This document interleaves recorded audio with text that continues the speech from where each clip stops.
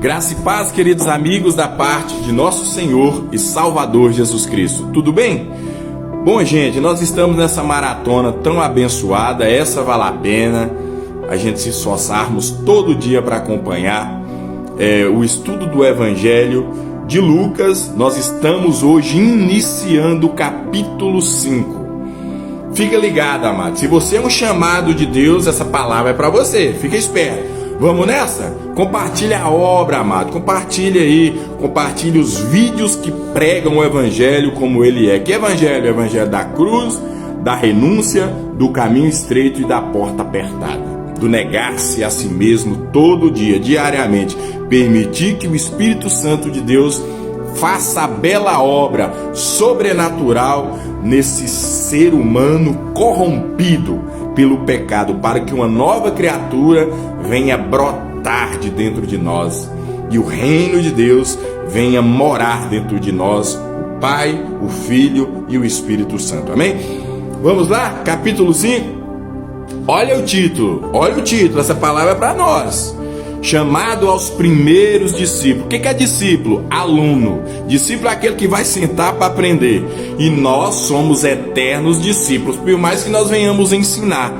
Nós somos eternos discípulos. Nós sempre estamos aprendendo de Deus e ensinando aqueles que estão em etapas um pouco mais lá atrás. É um ajudando o outro. Mas todos nós somos ovelhas, aqueles que se dobraram ao reino.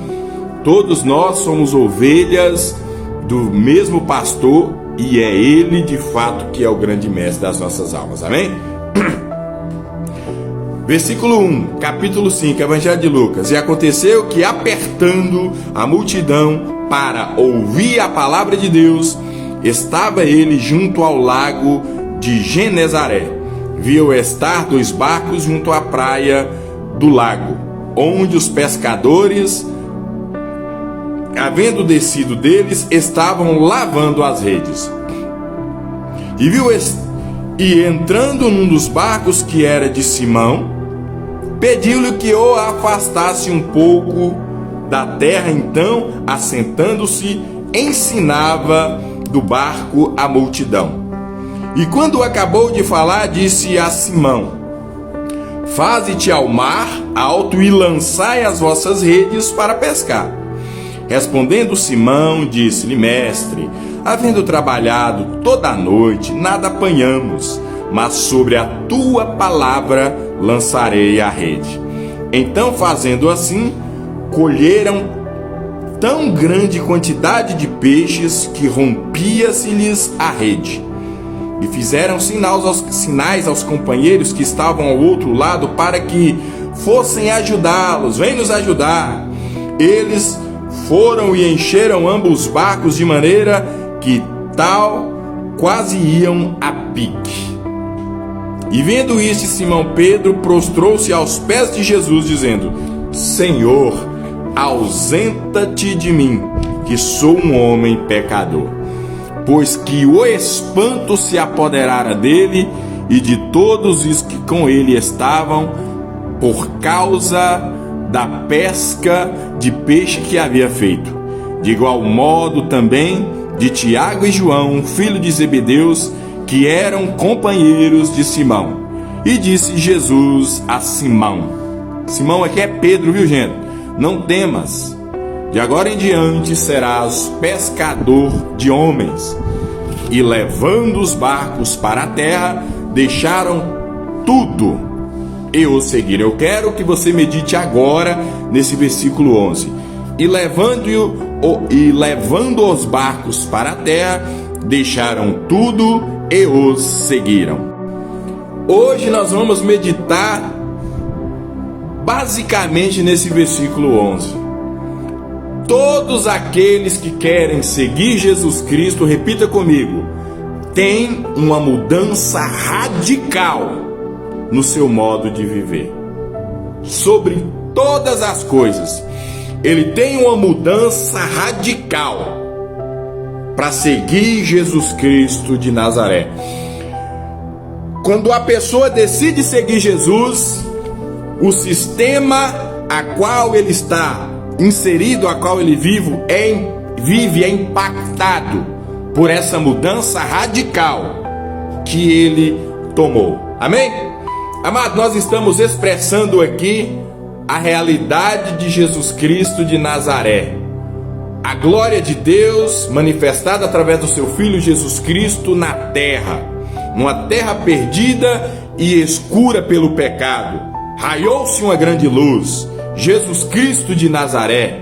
Então, tudo é abalado, porque a glória de Deus desceu. Deus se fez carne, entenda esse mistério. Então tudo é abalado.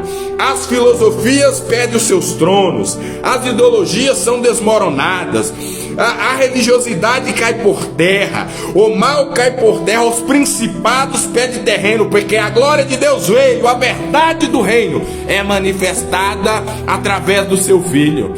Jesus desce e começa a clarear a mente dos homens. As suas ideologias são mudadas, a sua forma de cultuar é mudada, a sua religiosidade é abalada, porque a verdade sobre todas as coisas desceu, se manifestou, e ele começa a atrair aqueles que estão sedentos.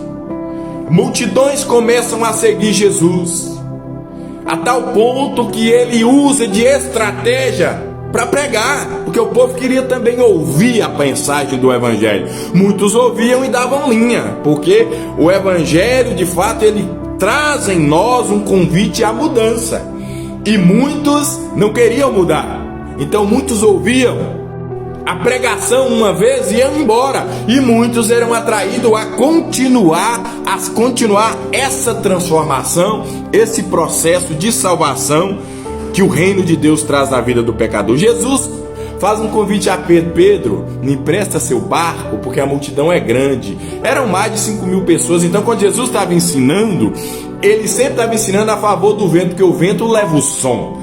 Então, 5.000 pessoas, sem minha caixinha de som, sem microfone. Então ele tinha a voz, então ele gritava e o vento ajudava soprando a sua voz, porque eram 5.000 pessoas, amado, que paravam para ouvir Jesus. Eram multidões. Então Jesus afasta, e você sabe que na praia tem muito vento. Jesus ensinava e pregava, e o vento soprava e o povo ia ouvindo. Então ele entra no barco de Pedro, ensina o povo, prega para o povo, faz um convite para Pedro: vai para mais fundo que eu, e lança as vossas redes. Pedro contesta um pouco, mas obedece. Pedro fala assim: eu trabalhei a noite toda, mas sobre a tua palavra eu vou lançar. E Pedro lança as redes. Quando Pedro lança as redes, um milagre acontece, porque Pedro obedeceu.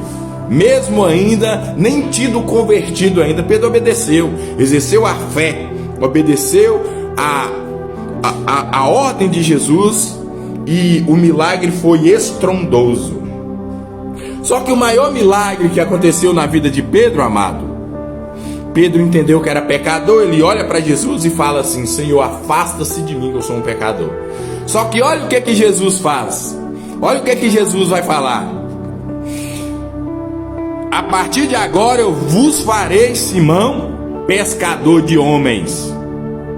E depois desse convite, Pedro, ele deixa redes, barcos, ele deixa tudo e segue Jesus. E não só Pedro, Tiago e João também, que estavam ali. Amado, essa passagem é maravilhosa. Nosso tempo está acabando, mas eu quero deixar para a vossa vida hoje: para nós seguirmos a Jesus, nós temos que deixar tudo, amado. Isso é um desafio para mim e é um desafio para você aí do outro lado, cara. Seguir Jesus é deixar tudo. Mas Flávio, aquilo lá, se está te prendendo, se está te atrapalhando, você precisa deixar. Se é amizade, se é parentela, se é a sua religião, se está atrapalhando você chegar ao esclarecimento da verdade do reino dos céus, você precisa deixar tudo. Isso é um convite desafiador que Deus faz para nós nessa tarde. Deus nos convida nessa tarde a nós deixarmos tudo para segui-lo, para sermos discípulos do Mestre. Amém? Que Deus possa te dar coragem para nos dar coragem para que nós possamos deixar tudo